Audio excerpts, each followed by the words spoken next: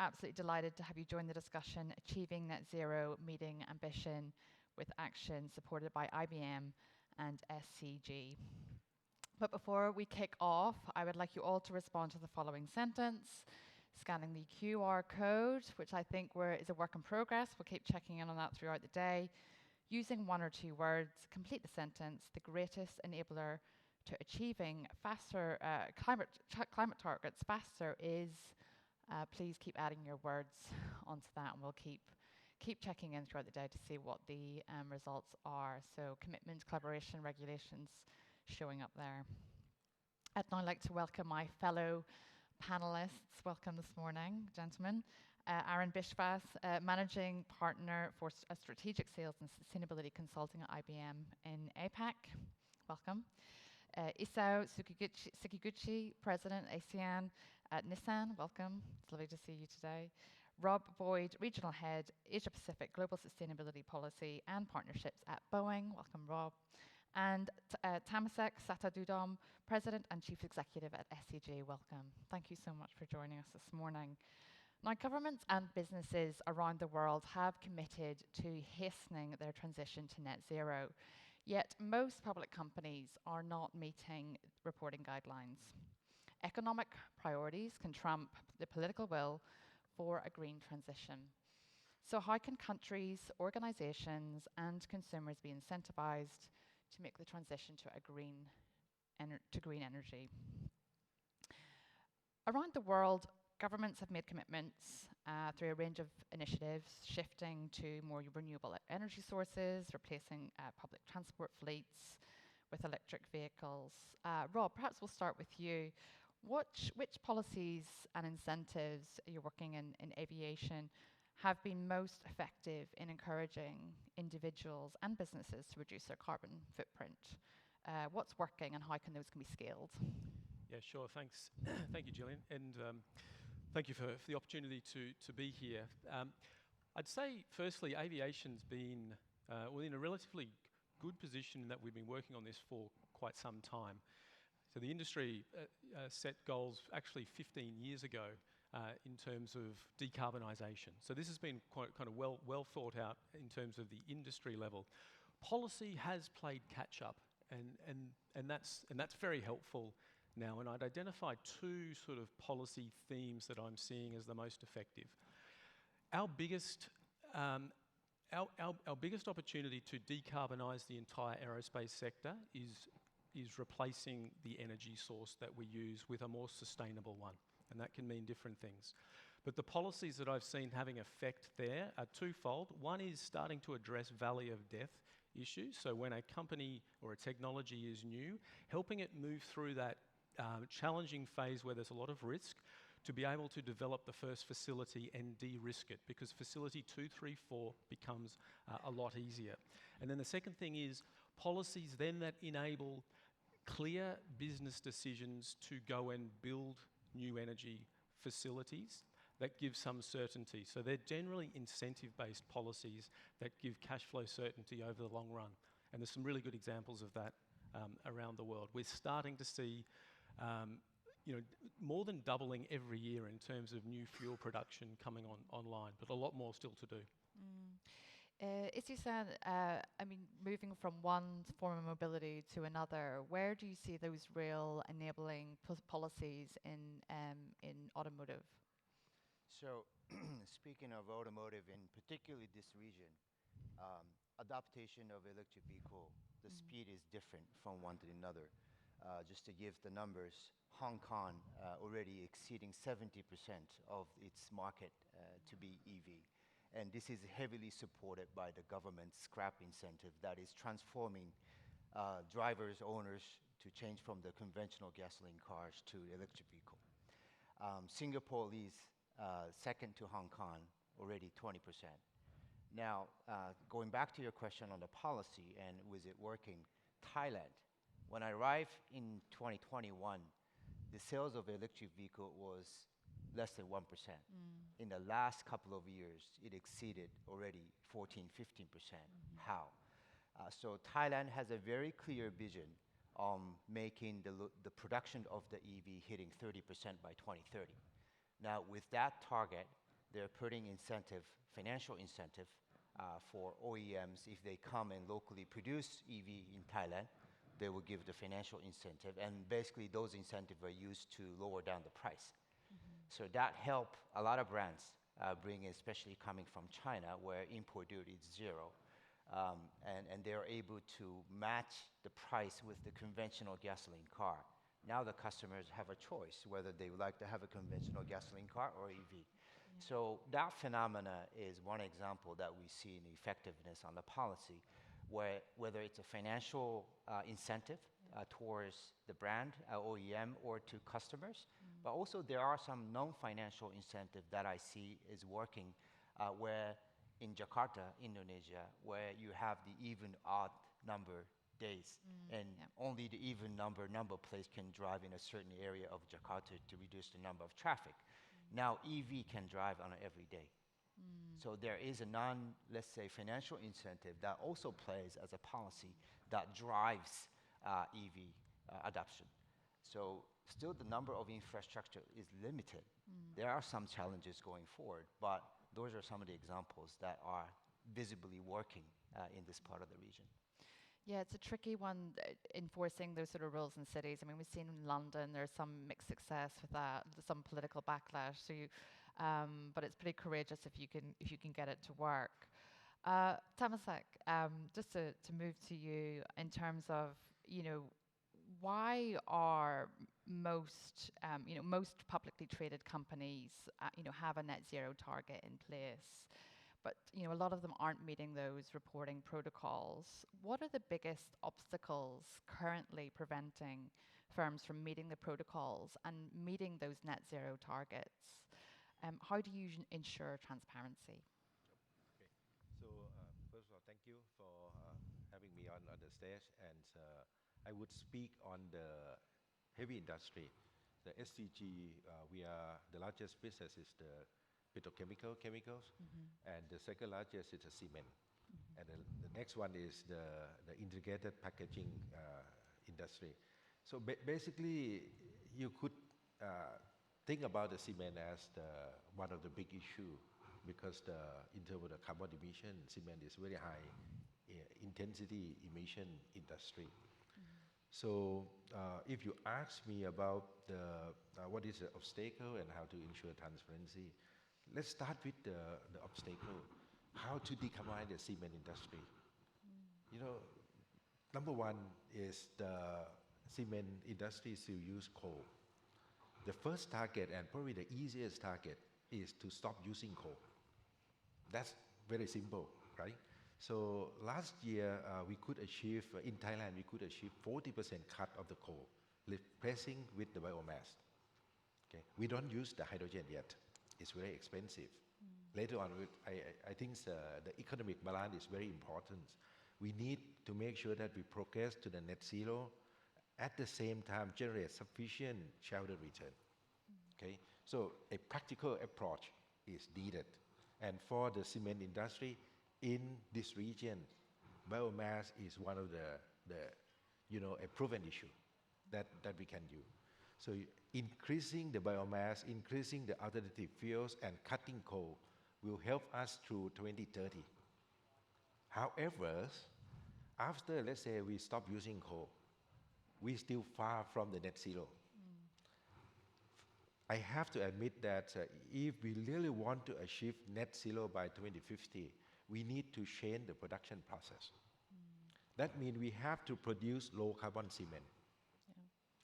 And the low carbon cement has to be the low carbon cement at the acceptable price. You cannot use making the low carbon cement and cost the double or triple. It doesn't work. So last year, SCG pushed together with the Cement Association in Thailand to launch the low carbon cement. 70% of our sales revenues of the cement sector in Thailand come from the low carbon cement generation 1. Now, what this year we try to do is to shift the gear to generation 2. This year we will launch generation 2. Hopefully, the next few years we can launch generation 3. And the generation 4 is in our R&D now. The breakthrough will be generation 4. That means more than 50% cut. By doing this, we need a step by step to increase. Now you can appreciate that if the major obstacle is cheap energy, of course. Cheap energy is very important. I can tell you that if you look at cement, if you look at petrochemical, if you have sufficient cheap energy, you can decarbonize tomorrow. But that is the obstacle. I would suggest that any country that really want to decarbonize, find a cheap, clean energy as much as you can. In some other place, you can go for the nuclear reactors. That's work for some other place. Here, very difficult. That's why we have to go for the biomass and other renewable energy. And then we change the process to make the cement. So I think the policy that designed to the increase the ramp up the clean energies, not just the electricity, all sort of the electricity that clean is needed. Yeah. And just touch a little bit on the transparency. I think it's very important. We need to stick to for example, for us, we stick to the science-based target, and we following up all the MSCI, Sustainalytics, and the others, DJSI. So this thing need to be done. Otherwise, how can you incentivize those who really move forward? And with the one just say, yeah, I already net zero. Yeah. I mean, That's the reality. See. I mean, as Harry said at the beginning, this is not an easy journey to make. Lots of companies are struggling. For some companies, there is still that gap between aim and action. Aaron, how do you, what are some of the biggest obstacles that you see where you are preventing firms from meeting those protocols and making progress? Yeah, in fact, thank you for the question. And we have been studying this gap between the ambition and the action. And this gap is quite persistent. We recently did a survey of roughly about 5,000 C-suite executives across 22 different industries and across 20 different countries.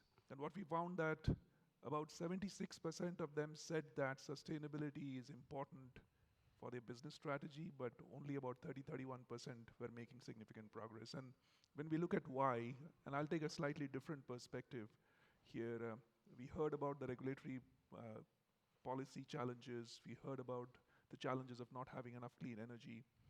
But what our survey found was that there are three key challenges which organizations are facing. First is what we call the business integration challenge. Most organizations are approaching sustainability from the wrong perspective. They're looking at it as a compliance function, as something on the side, rather than integrating it into their operations and their business functions and decision making. And Kuntamasak talked about the change in production operations. That's critical. Without it, companies can't become sustainable. And most of our operations, if you think about it, in companies were established 30, 40 years back to optimize cost, to optimize profit and so on, not to optimize carbon, energy and things like that. So that's a big change, right? The second is what we call the data usability challenge.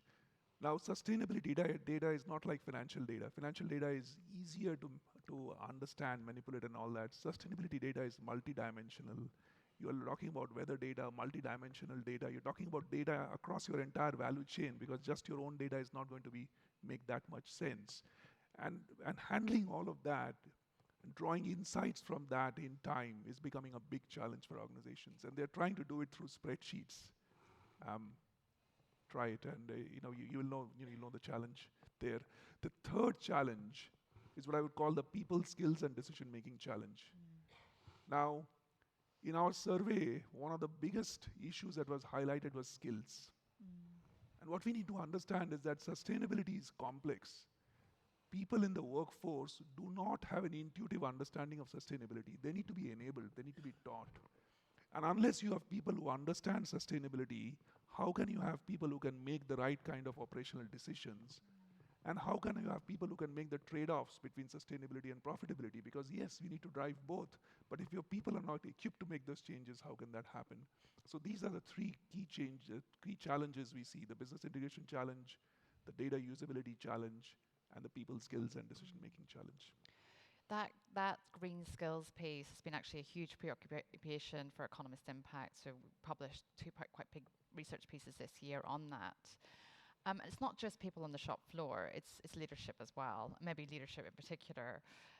Isu-san, how is your company integrating those climate goals into its core business strategies?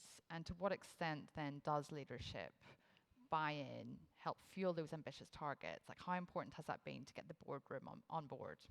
Yeah, so our approach to carbon neutrality, I mean, similar to other many multinational companies, we target 2050, and where are we, and how do we achieve it? So our approach to the carbon neutrality and sustainability go through the 4 key pillars. One is obviously the product that we make. So up until 2022, we launched EV back in 2010.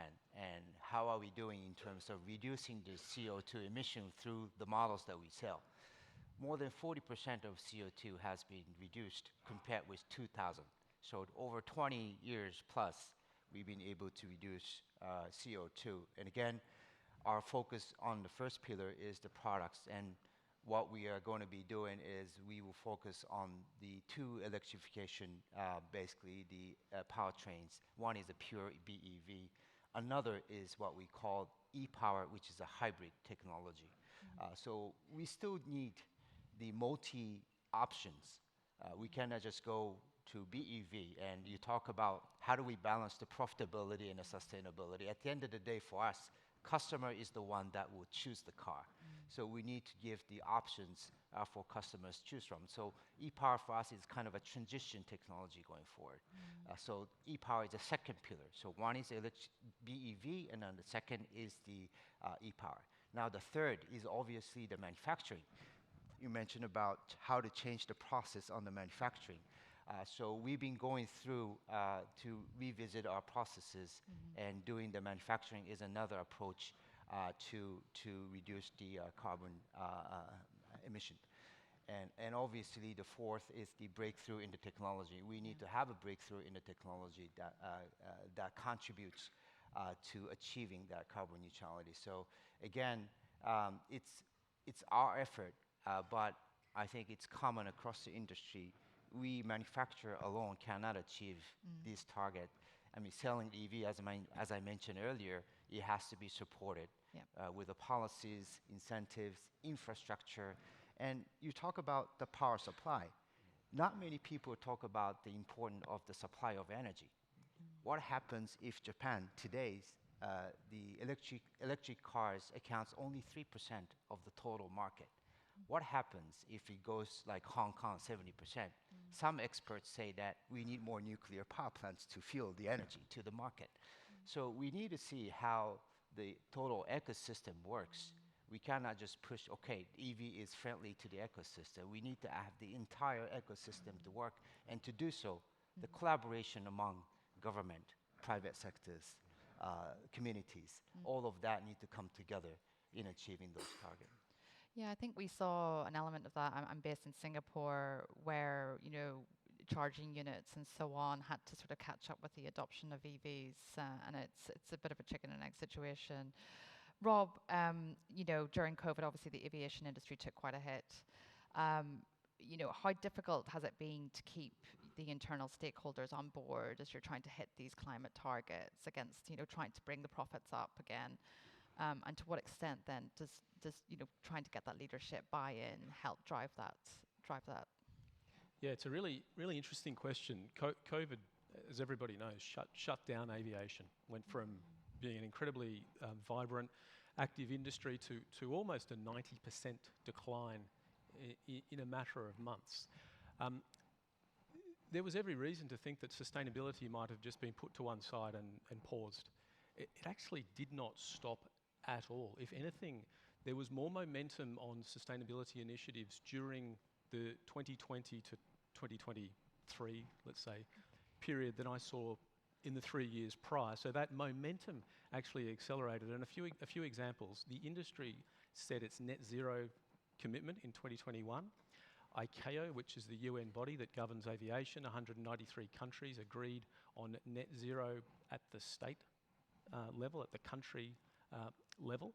So that side was really interesting. At Boeing, we stood up a full sustainability division with a chief sustainability officer that sits on the executive committee. That was the strongest statement I think we've made as a company there, and I've seen real evidence of how that helps. So leadership, to your point of leadership, does leadership make a difference? Yes, it does.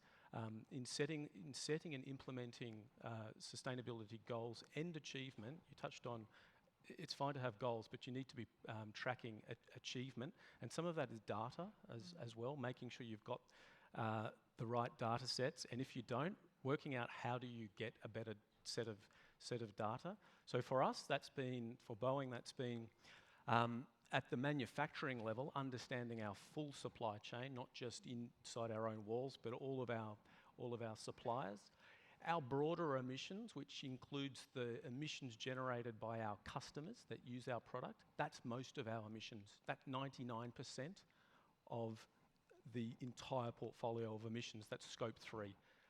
And so that's why we put a lot of emphasis on, whilst our scope 1 and our scope 2 is incredibly important to us, and we can control that, and we will. We have net zero 2030 target there, but the entire industry, the aerospace sector, has set net zero 2050.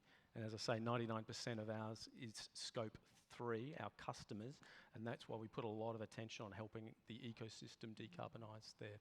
But leadership's really important. Thomas, so both you and Robert represent the hard-to-abate sectors, which I'm sure you're very familiar with that phrase, and how hard it is to decarbonise the hard-to-abate sectors. But where do you see the biggest gains being made? Like, how do you achieve that? We hear a lot being placed on technology and how that can achieve those gains. Where do you see that playing out in your industry? In the technology definitely play a big role in the decarbonization, and because the technology is at the right technology that fit to your location. Okay, for example, in this region, we have a lot of, we are agricultural country, we have a lot of biomass. So the technology that utilize the strength of the agricultural waste is make a lot of sense. That will reduce the cost, that make the economic more feasible. And that's definitely played a big role. And the technologies of the new cement or the green polymer, the new plastic, that on one hand you try to enhance the recycled contents, on another hand you can go for the bio-based. So these are the things that will make it work and still make a good return. That I think to achieve this energy transition, you cannot just look at the reduction of the emission, but you have to look at the economic of it. If you can make it at least equal profitable, then the speed will be very quick. Believe it or not, the recycled plastic growth rate is double than conventional plastic. That means, at the right price, the green product is growing. So, and when you're talking about the green product, when you're talking about the green cement, or even you're talking about the sustainable packaging, you need technologies. And the corporate need to invest and need to work collaboratively with the institutes and the universities. I think that this is definitely very important. Even the plastics question, though, I mean, you just need people to collect it as well. Even beyond before you even get to the technology stage, even just getting people to throw it in the right bin seems to be challenging for some. So it's really, also that consumer responsibility, I think, is a big part of that as well, as we keep hearing. Aaron, you probably can tell us a little bit more about what are the sort of cutting edge technologies that companies are investing in to help cut emissions, and how are those being scaled and integrated into everyday operations? Yeah, I think most of us, I don't think a single day goes by without hearing about AI and generative AI. And in IBM, we are doing a lot of work in trying to use AI and generative AI to help companies with their sustainability challenge. And I'll share a few examples. And our big focus is on, number one, energy, because everybody kind of talked about the fact that if you don't have clean energy, then there's really little chance of becoming net zero. The second area is new materials. And the third area is really about how to manage emissions. And I'll probably start with the energy piece. In the energy, in looking at managing energy, we have two types of AI interventions. One is looking at, Kuntamasak talked about processes. How do you optimize processes to use less energy? And this is where AI comes in, because these processes are quite complex. They use multiple variables, and it's not possible for a human to manage and optimize them. And that is where collecting data and using AI helps. The other one is also to advise humans on how to change the process. And this is where the generative models comes in, because they are quite good at creating scenarios and creating new things like digital twins, etc., and so on. So that's one part on the energy side. The other area we are working on in energy is with the electricity companies, because if you don't green electricity, we really don't stand a chance. So we are looking at, for example, in Australia, we are working with one of the large transmission companies to look at using AI and generative AI to do energy forecasting better, so that they can use more renewables in the grid. Because one of the biggest problems we face is that with renewables supply coming in, it's a very variable supply with wind and solar. And on the other side, you have EVs and you have rooftop solar and all. So there's a large variability, and the grids can't keep up. So you need to have AI to be able to forecast and balance the grids at all time. So that's one part. The second area is managing emissions, and Robert talked about scope 3, and it's interesting because we have Kuntamak's company, which is heavily scope 1, scope 2. Robert talked about 90% scope 3, which is beyond your value chain. How do you really collect data across your value chain? It's not easy. There are massive data gaps. So we are using AI to create better kind of estimations. For example, you need to use emissions factors across your supply chain to estimate when you don't have data. How can you use better emissions factors? We are using AI for that. We are using AI to create synthetic data to simulate. We are using AI to plug data gaps across the value chain and so on. Plus, we are also using AI to directly measure emissions. We have a collaboration with NASA. So NASA produces a massive amount of satellite images, but those images are very hard to read and analyze. So we have created a foundation model to analyze that data. It's almost like a chat GPT for earth sciences, if I may put it crudely. So you can interact with the data, and you can monitor and measure where the emissions are happening, and also use that to forecast things like weather changes, flood risk, wildfire risk, and so on. And then so these are some of the examples, but the key thing to keep in mind is that the technology, there's a lot of technology out there, and it's very, very exciting, but it has to be used in combination. You can't have only one type of technology. You have to use a lot of different kinds of technology to solve these kind of challenging problems. Just to go back on I guess it's the AI using or filling in the blanks to some degree. I mean, there has been a few teething problems around that. What are the things that companies should really be watching out for? Because anyone who's involved in sort of economic modelling or and so on, we do use proxies, but what is the issue there, and why do we need to be careful about that? Well, especially with the generative types of AI, they are prone to what we call hallucinations. Yeah. Because the way they work is that they try and predict. They're massive. They use massive data to predict, and sometimes that prediction can be wrong. And that is where we are also working on technologies which actually prevent bias in these kind of models. But you almost always have to have some kind of human in the loop. Yeah. So more and more you can think of AI as being a very smart assistant. So for example, if you're trying to model scenarios and you're trying to change a cement process and all that, and if you have a very experienced person who knows the cement process, the AI can give that person maybe 5 new scenarios to think about to change the process. But ultimately, it's the person who makes the decision, right? Okay, so I'm still in a job for a little while longer. I'm glad to hear. Is there, in the automotive industry, what are the sort of cutting edge technologies that you're looking at? Is it the battery? Is it end of life? What are you kind of excited about? What's on the horizon? Well, there's no wow technology. I mean, everybody's working on how to, starting with the manufacturing process to the consumption of the raw materials. And one of the things that we are working hard to try to commercialize is the all-solid-state battery, which technically should reduce the amount of raw materials that is being consumed, less charging time, so it will give ease to consumers, but also the usage of the energy.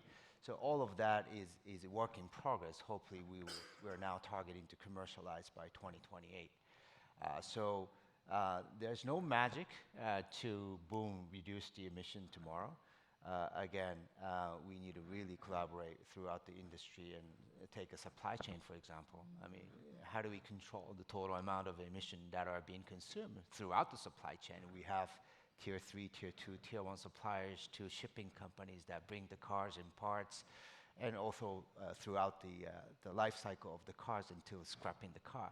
So speaking of the battery, we have, since the day one that we started to sell EV back in 2010, we set up a company that will recycle, reuse, remanufacture the battery so that we don't waste the battery at the time of the scrap. So again, it's the ecosystem that we also focus on top of the cutting edge technology that we are trying to bring to commercialize.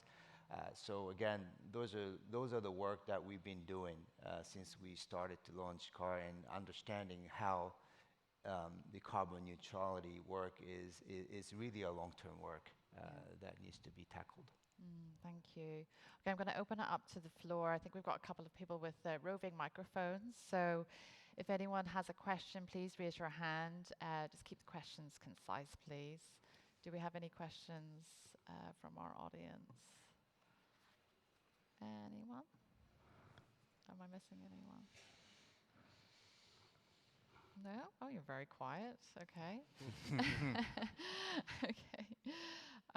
We'll just then finish up with perhaps, Aaron, you might not like this question, but how do we offset, the impact of that huge computing power that we're actually expecting through this more innovation models, language models, and so on? How do you offset that impact on the environment? We've seen some pushback on data centers, for instance, and their strain on the grids. Saw a moratorium in Singapore, where I'm from originally in Ireland. There's been a little bit of a pushback on the strain on the grid. Is that me? Oh no. So how are you trying to improve that and offset that impact on the environment? Yeah, so first of all, in 3 ways, right? So we are trying to migrate from large models to much smaller models, because large models are quite heavy in terms of compute, etc. They chew up a lot of energy. By the way, I mean, if you want to have an AI model to optimize a production process for an electric vehicle or cement, you don't need to train it on the entire internet. Of course, you can do that, but that's inefficient. You can create a much smaller model and train it with more targeted data to achieve better results, and that's what we are seeing. That's one. The second is that the data centers and all of that, if they are supplied with green power, then there is no issue. The problem becomes that if you need power, and at that point in time you do not have green power, and if you're really burning coal to fuel a data center, then that's a problem. So we are also looking at clever ways to run our technology at a time when the grid is supplying green power. Yeah. And we are using AI for that. So AI to make AI green is what we are working on. And third is that at the end of the day, it's important to recognize that the way these AI models work is that you consume a lot of power during what we call the training phase, and then you also consume power during the inferencing or the actual use phase. Now, you have to do optimization at both ends as to how to reduce that and so on. And you need to have, when you're designing these AI systems, you need to have a lot of governance and ethics. And this is one of the big challenges we'll face, because there is no uniform policy and regulation which governs these models globally. So, and I know there's a big topic, perhaps a topic on its own, but you need to be very, very careful. In IBM, we have put in a lot of rigor on how we develop this model so that they don't consume power and they do not have bias, they do not have things like hallucination and all that and so on. But it's a big journey to be made there. Yeah, absolutely. Okay, last chance for a question. Anyone in the audience? Okay, this gentleman here. Perhaps we can just get a microphone over to you quickly.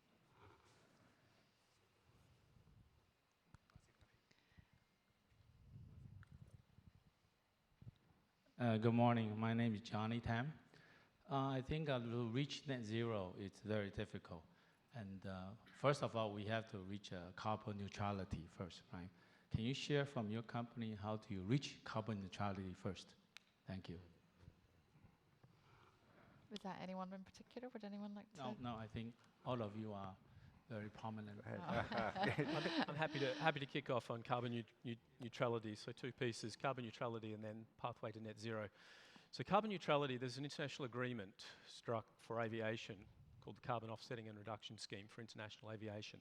And that's carbon neutral from about 2020. So that's an example of an international framework that's effective. But then we need to take that from what's about today, 1 gigaton of emissions for the aerospace sector, down to zero. And there's four, really putting it quickly and simply, four things. The best-in-class aircraft, so a brand new Boeing 787 is 15 to 25% more efficient than the one it replaces. So you get those cumulative improvements. That gives you about a 50% improvement in emissions over a 30-year period. So similar to what you were describing with cars. Then there's operations and efficiency. How do you operate everything? There's another 10% there.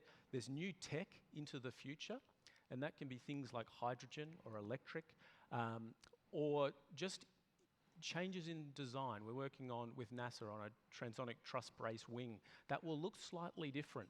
It'll get better aerodynamics. The wings will sit on the top of the body, allows bigger engines.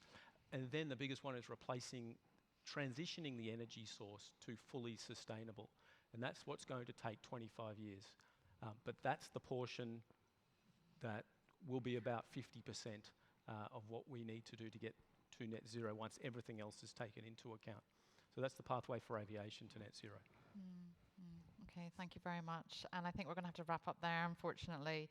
I'd like to thank all our speakers, Aaron, Isao, Rob, Tamasek. Thank you so much. And thank you to IBM and SCG for your sponsorships as well. And I'd like to draw special attention to our pledge action wall outside. So you might have seen that already. Please post an action that you'd like to take back to your company. And as Harry said this morning, we have an exciting contest where you can follow us on social media, make a pledge, commitment, post that online, and we'll announce 3 winners to either walk away with a speaking slot, 3 delegate passes for next year, or a 1-year digital subscription to The Economist, as I'm sure most of you are already subscribed. I'm very pleased to announce the next session, a spotlight interview with the president of the Bangkok Bank. Please welcome my colleague Edward, director of the Economist Intelligence Corp Network, and please put your hands together for my wonderful panel today.